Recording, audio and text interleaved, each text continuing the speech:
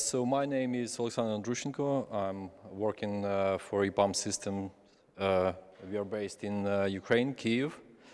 I have joined the XAN project late last year, so I didn't contribute too much yet. And what I want to talk about is the framework we are trying to develop is for shared coprocessor framework. At EPAM, we have a team of developers, and I would like to have some overview on what we are doing, so you have an impression that we are not only doing shared coprocessor framework, but a little bit more stuff. So we are focusing on Xenon ARM. Unfortunately, we do not work on x86. And the main focus for us is automotive use cases. For that reason, we are interested in para-virtualized front-end drivers and backends. So we are working not only on kernel drivers, but we also develop user space backends for para-virtualized drivers, sound display, and multi-touch input. This is what we are working on. And also we are working on audio and display managers available for privileged domains. One of the topics we are working at the moment, and basically this is the reason we have this presentation, is SoC's hardware virtualization. So I will speak more on that later on. We are also interested in TE integration, so we are working on security as well. So if we are talking about automotive use cases, you cannot do without security. We are also interested in power management and certification. And also, during the work on Xen project, we have developed our Yocto-based build system, which is capable of building multiple domains as a single build.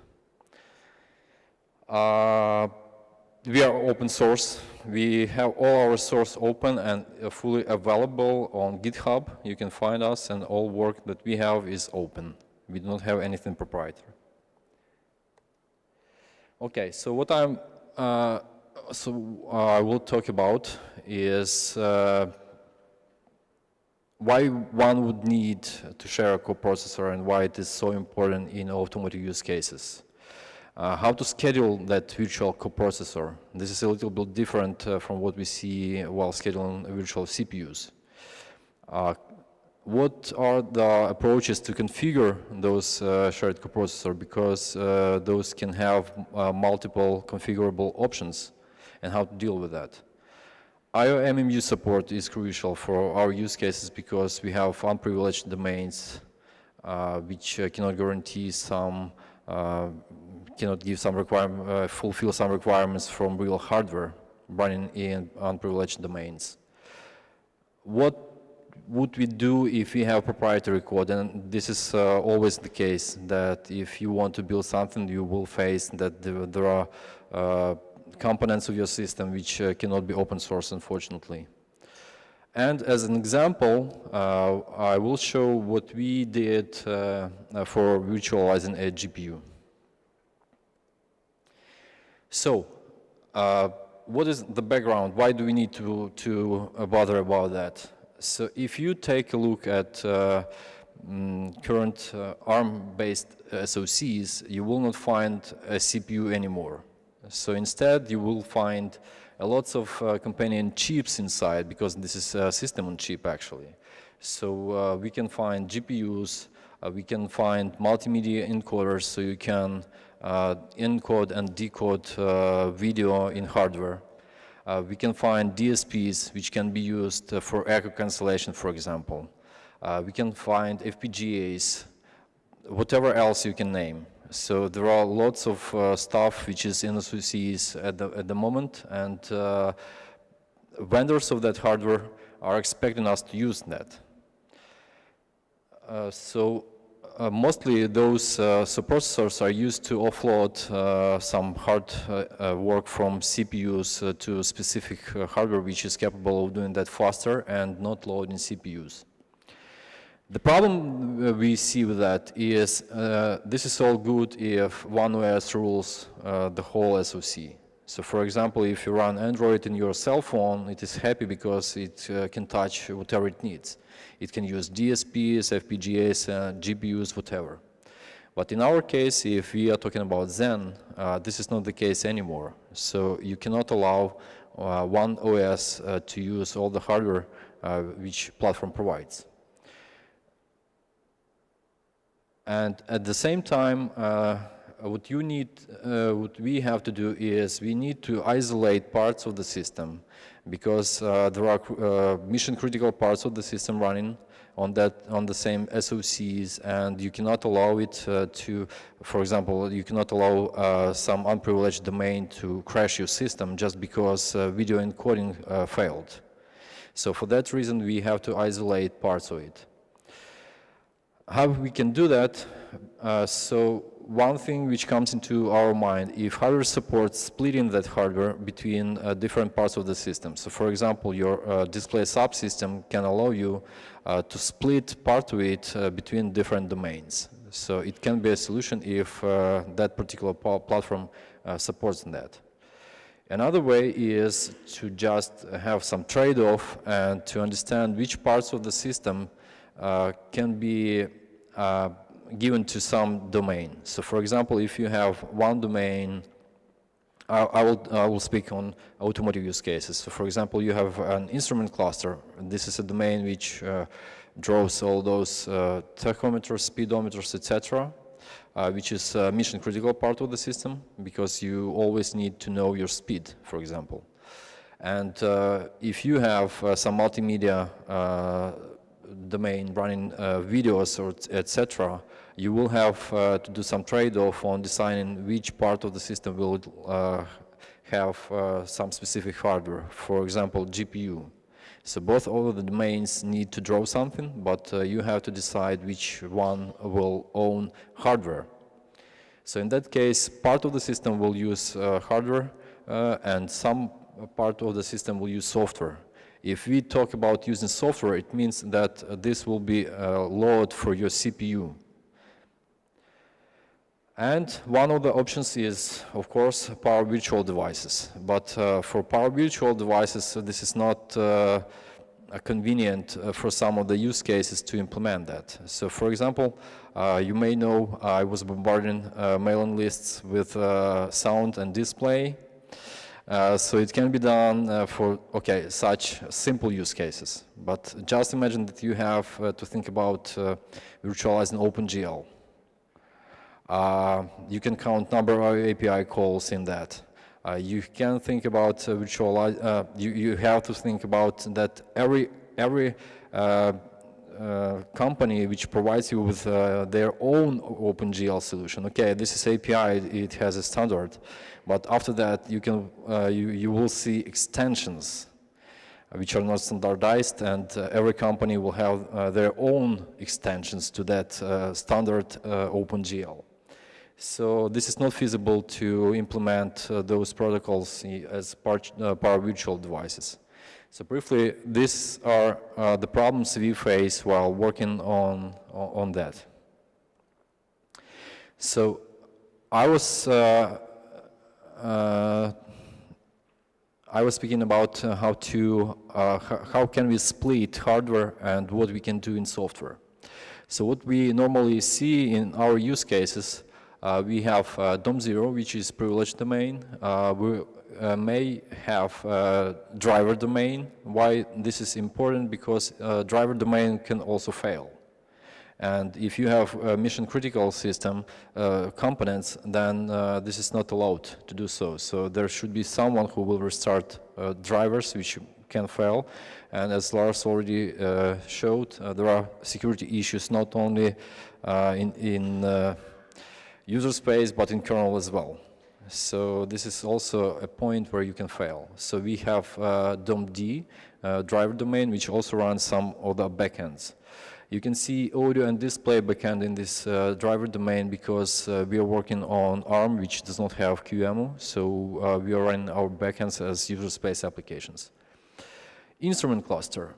Okay, in this picture, we see that we decided, okay, this is just an example. So we decided that instrument cluster will not draw that much as multimedia or in-vehicle infotainment system. So we decided, okay, let's have it draw in software. So you can see in yellow that it will render audio and GPU plus video rendering through software.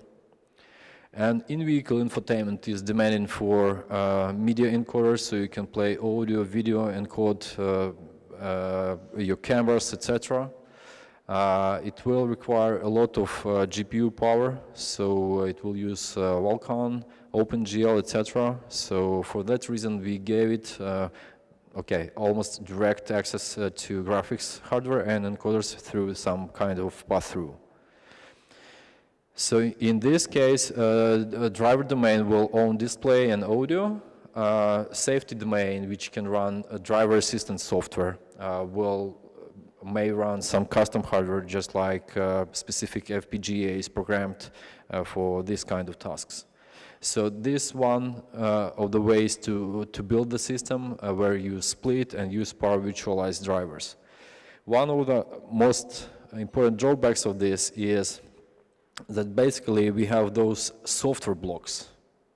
And when we look at in-vehicle infotainment, it doesn't mean that it will use for 100% GPU, for example. So I'm greedy, and I'm starting to think about, okay, if it does not use GPU for 100%, can we share it? So next is, so we started to think about if we can share a coprocessor, and this is not exactly GPU, which was one of the most important use cases for us. But we started to think, okay, if SoCs has so many devices, specialized devices, can we share those in some generic way, so we don't have to write the same code for every time we have new hardware, we don't have to write that. So why one would bother with sharing a coprocessor? As I already said, it is sometimes a very complex task to implement para-virtualized interfaces. So that was not the case for sound and display, but as I already said, OpenGL is something which I'm fearing it's not feasible to implement. And another one is performance. So if we talk about current display, so you can imagine 4K displays, and you demand that it runs at 100 FPS. But let's just count some numbers from running 60 FPS and Full HD. You will have something like 500 megabytes per second just to play video or render something. So for that reason, all that memory copying, hopefully it can be done via DMA, but still it's loaded on bus or software. So in some of the use cases, this is not acceptable because CPU or bus will be busy doing a dummy copying. So for that reason, this is also crucial that we avoid memory copying. Another thing is if the hardware we have on our platform, it cannot be split. So if you are lucky, you can split display, you can split some other hardware, but what if not? Next is we are thinking about, okay, everyone knows that if you have a patch which is not accepted, it's always a pain that you have to rebase it every time something changes.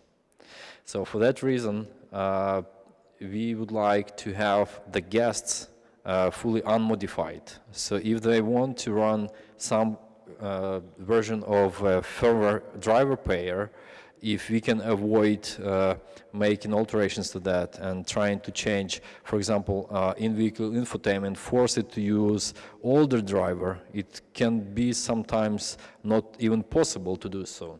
So what we want to avoid is that we need to change and track different driver and firmware even for the same hardware. And the next topic, and probably the most important is that, as I already said, if you can share a coprocessor with different domains, so everyone benefits from that. So if a coprocessor is not loaded at the moment, so for example, we can share DSPs. So if you chat on Skype in your in-vehicle infotainment system, and you can imagine that in your car, you will have a conference call when your family all want to talk to someone.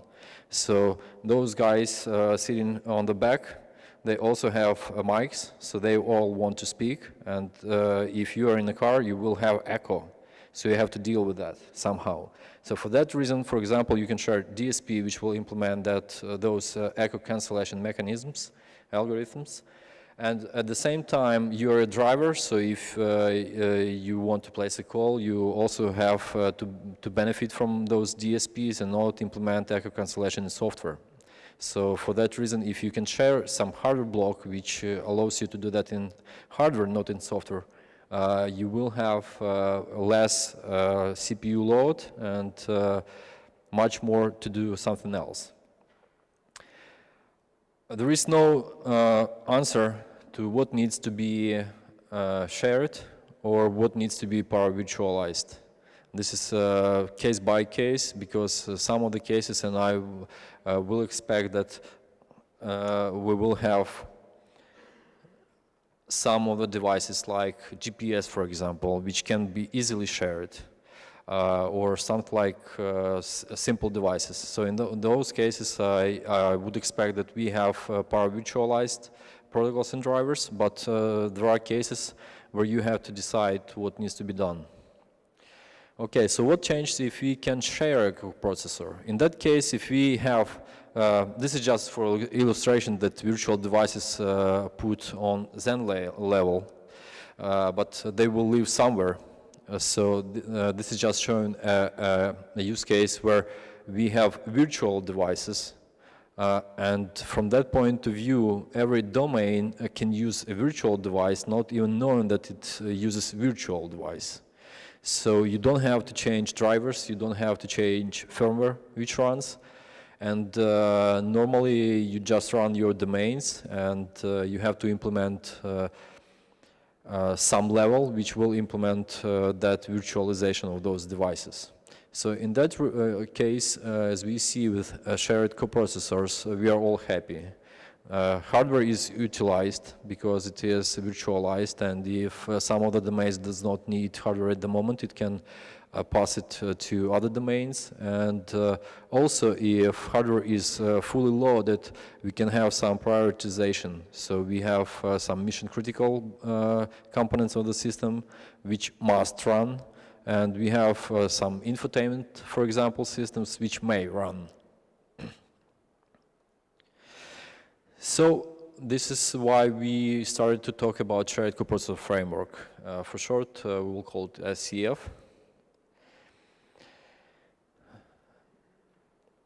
The main idea behind that is that every time you will try to share something, you will write the same code.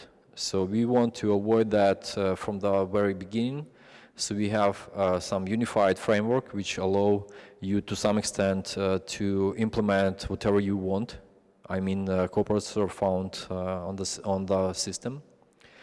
So everyone wants to focus on implementing some specific coprocessor, not trying to get into much more detail of how that framework is done.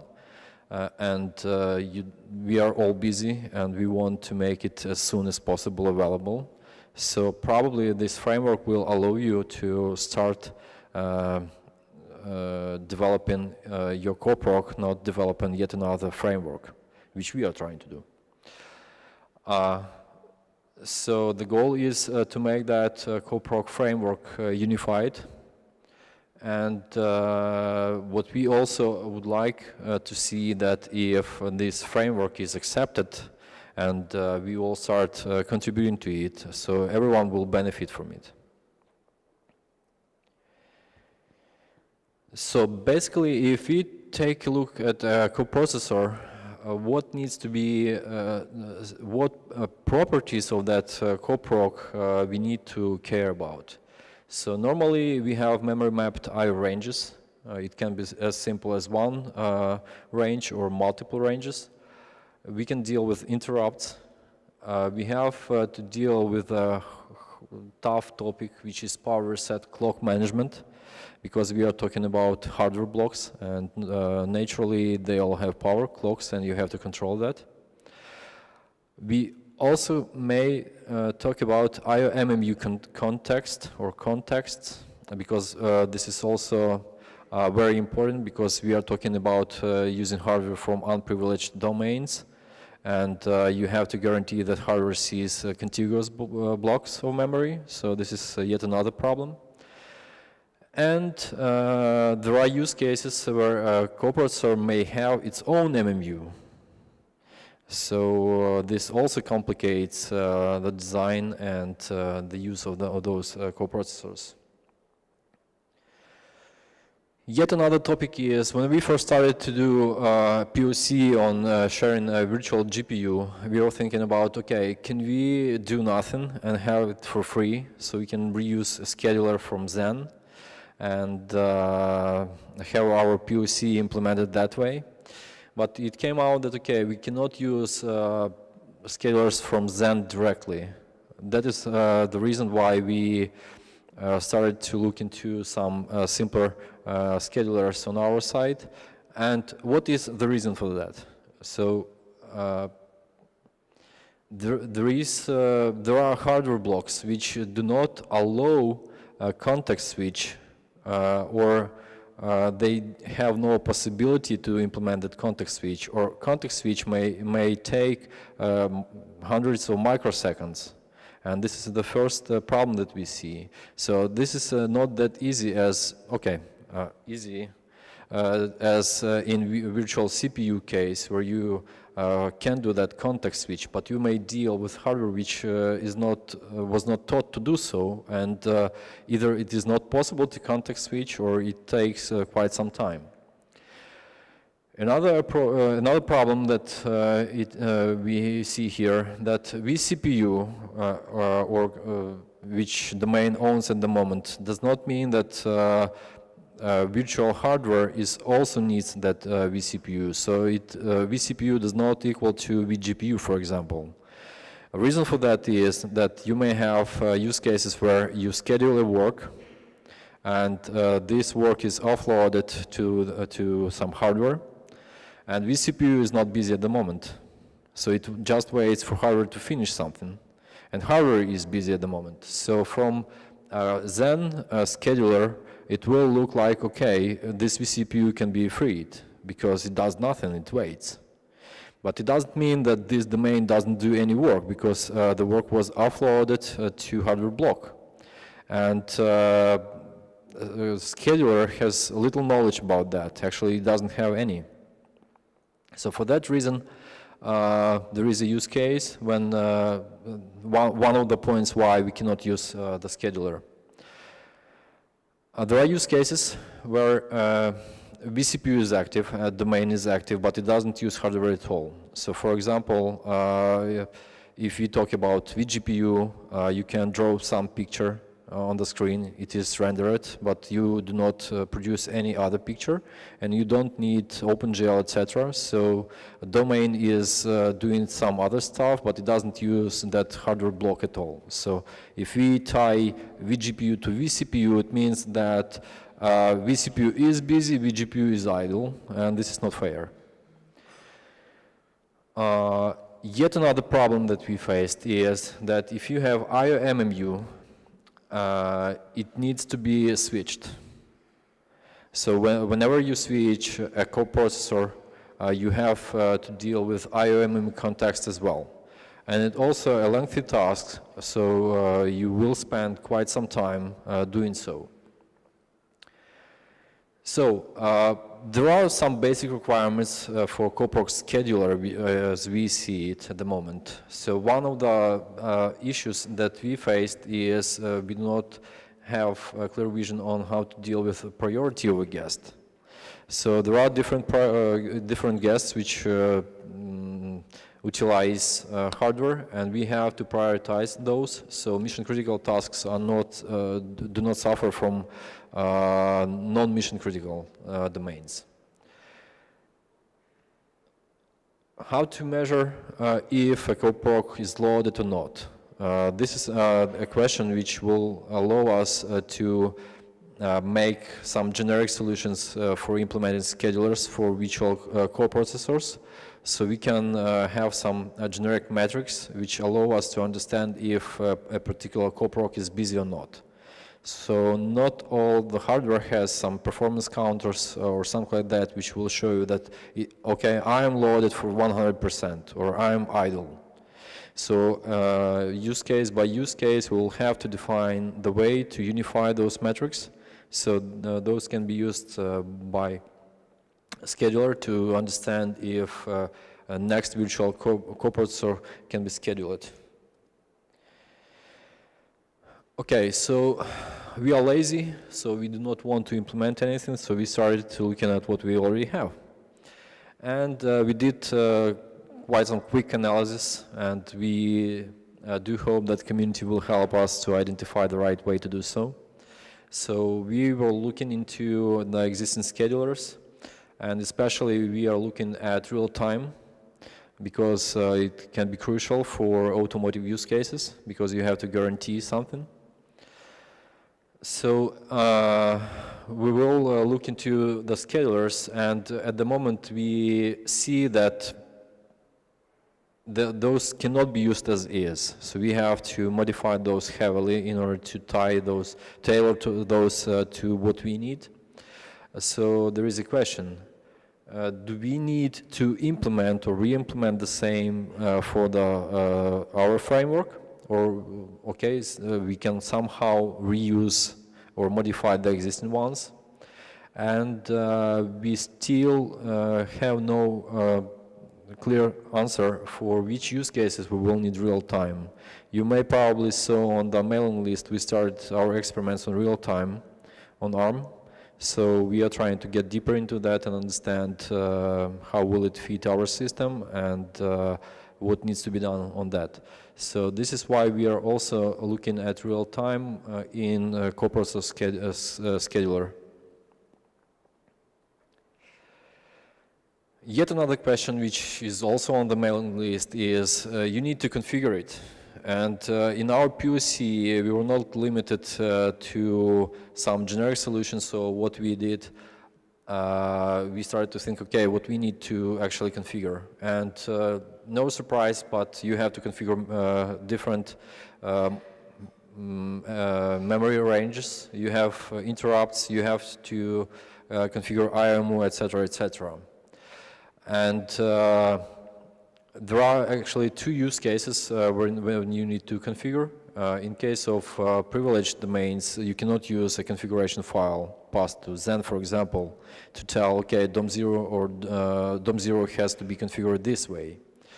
And guests are configured via configuration files, so this is a little bit easier to do.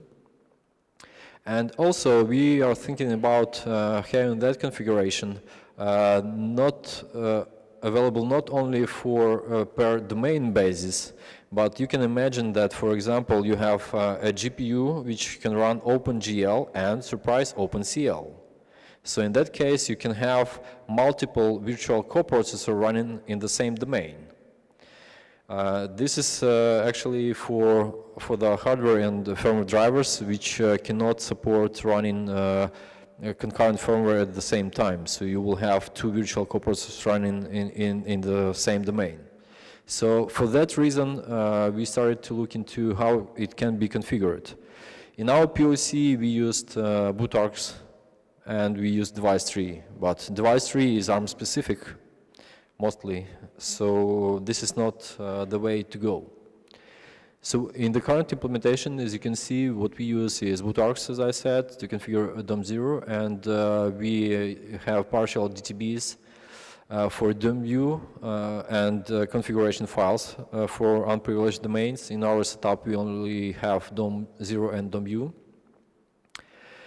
We started a discussion on using device trees on the mailing list, and naturally it was rejected because this is not generic approach. But our goal was just to bring the problem on the ground and see what community thinks about that.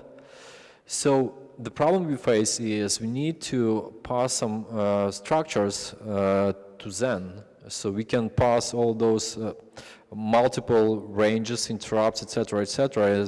And as I already said, we can also pass multiple virtual coprocessors of the same kind for the same domain. So we have to configure that somehow. So at the moment we use device tree, but it seems to be not an option for x86 if we want to support that in community. ACPI, but as far as I know, this is a work in progress now for ARM. So after that, of course, we have an option to introduce a brand new ABI, which will allow us to extend, to put XML, JSON, or whatever else, and have HTML, blah, blah, blah, but this is not the way.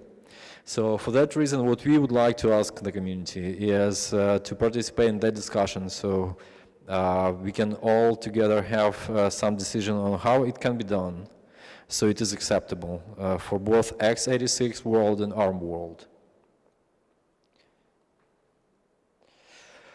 Yet another topic which is very important is Iommu support.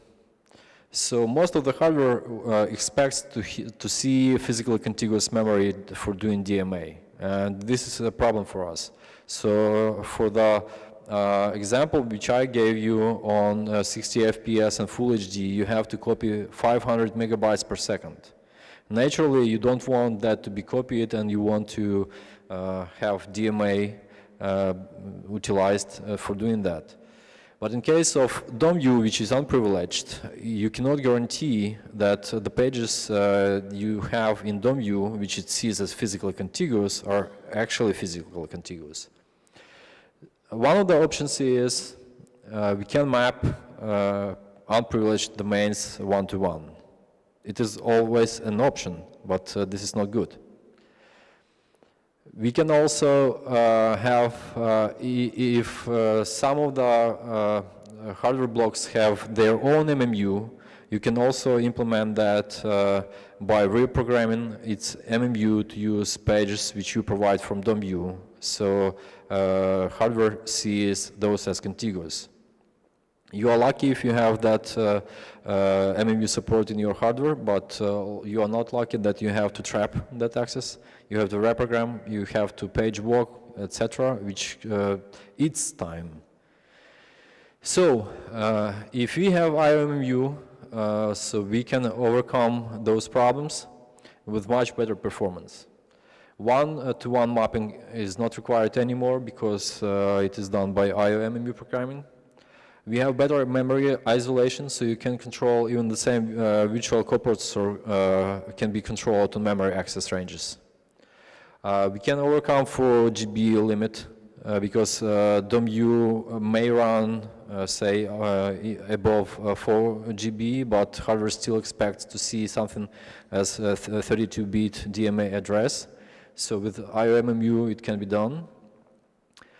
Iommu switch will be handled by the framework, so you don't have to care about that. So whenever you switch your virtual coprocessor, Iommu will switch accordingly.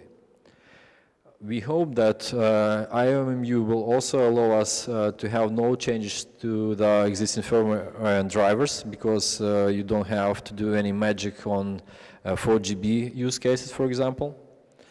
And we hope that because of this, coproc will not be changed as well. So when you have your coproc implemented for some of the platforms, it will not know about Iommu, but instead it will be covered by the framework, and you can easily run the same coproc on some different platform which will implement Iommu in some other way, so you don't have to change your code anymore. Yes, we are working on proprietary open source code, but there is always a room for proprietary code. So for the use cases we have, for example, we have GPU, and we have parts of the code which is proprietary.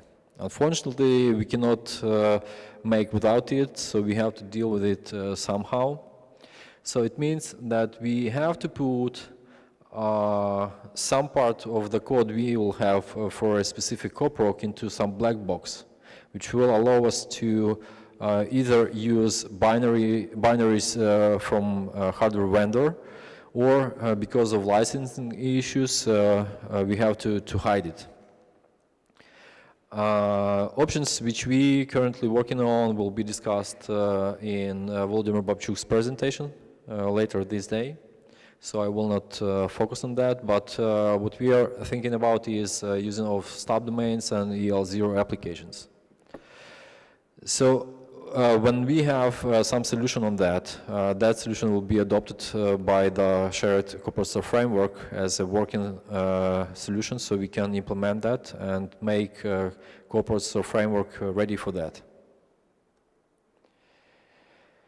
There are some expectations from that native application. So first of all, we are fearing that latency will be big, so we have to deal with that and understand that, okay, this is not only to hide licensing or proprietary code, but we also have to have an idea of what latency would be, because there is always be I/O access, IRQ handling, etc.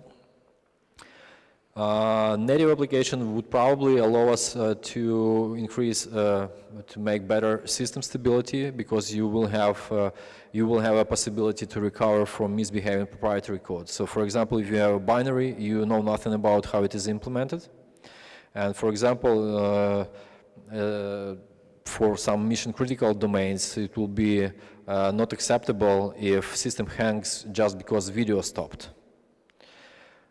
And we believe that this part will also handle power and clock management. Power and clock, this is yet another complex and big problem that we'll face while trying to do so. So this is sometimes it would not be well possible to implement at the Zen level, so we have to move it somewhere. How many do you still have? You're already over. I'm run out. Okay, sorry. Yeah, sorry. I want to show you so much. Okay, so next generation car. Millennials, you probably heard that people which are growing now in 2020, they will demand from a car not being a car but a cell phone. So they will see it, it will be autonomous probably, and they will think about that, not about 4 wheels, but how many megabytes. So this is what we will see soon in our cars. And in order to enable that, we started to work on virtual GPUs.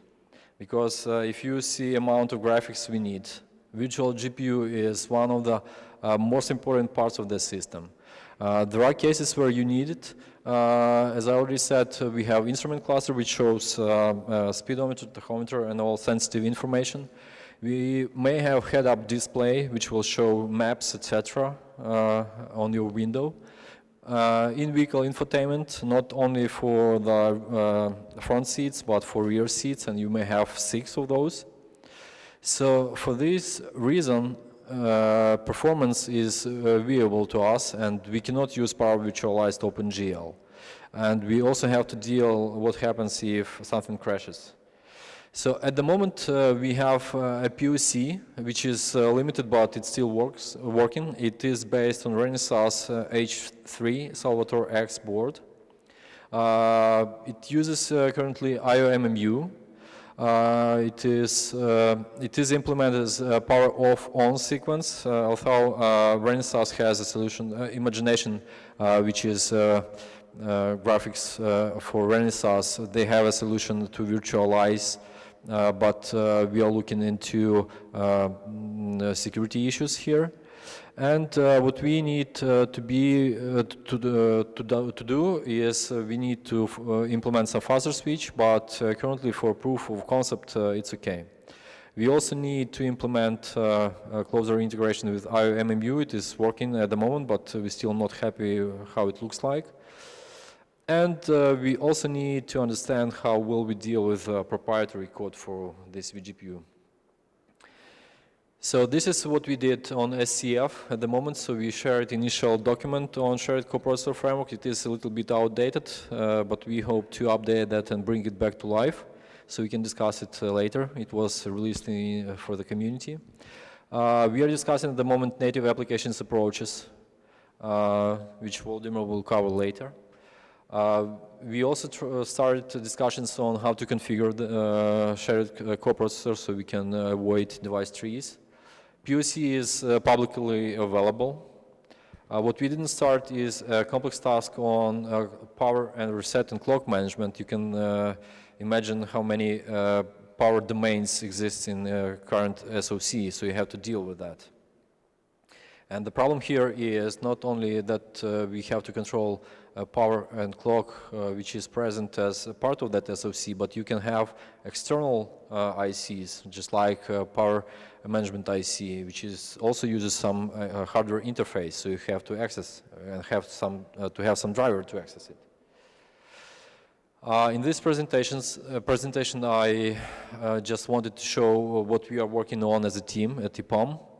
So you can have overview. This presentation is available on the conference website, so you can download it and see. So we hope that those of you who are interested in that, so we can collaborate.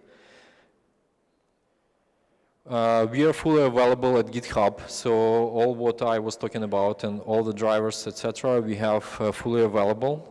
You can see us at GitHub at Zentroops. So with your help, we hope to upstream as much as we can. I'm not quite sure if we have time for questions, but still.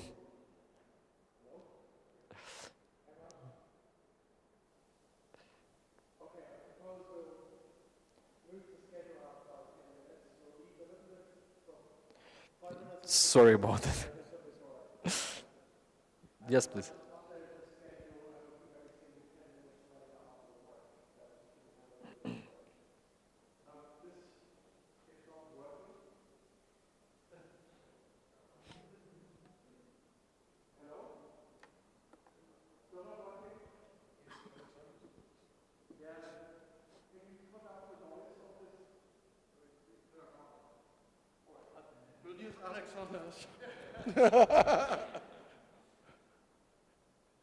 Who had a question? So your Iommu save restore, it's not possible to have your GPU drive multiple stream IDs. That is to say that GPUs also have virtual functions, so you can't have GPU with hardware virtualization.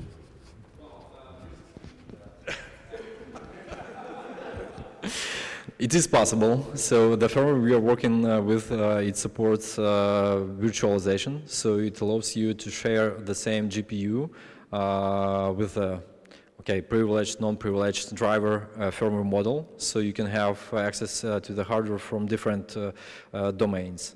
The problem we are trying to attack is that what happens if one of the domains, unprivileged domain, makes some code which makes the firmware, which is the only one, to fail. So in this approach, this is not addressed. So this is where we want to make sure that, okay, we do not see that firmware how it is written, so we only see binary. And even if you try to make your code as good as possible, there is always room for bugs. So you cannot tell, okay, this firmware we trust for 100%. So for those use cases which are, you have to guarantee that, okay, even if it fails, there is a way that mission critical part of the system is still alive. So it is, yes, it is possible, but we want to achieve yet another one goal. Okay.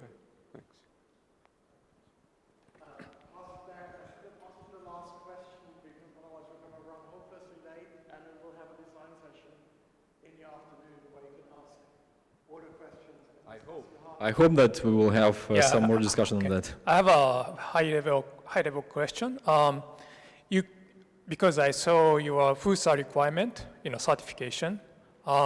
You could do this using Linux KVM, right? And then I'm wondering, do you see any Zen's advantage in terms of getting certification or something? Or, Well, on certification, I can say that this is one of our targets, and we are just at the beginning of that process because we are somewhat limited on resources.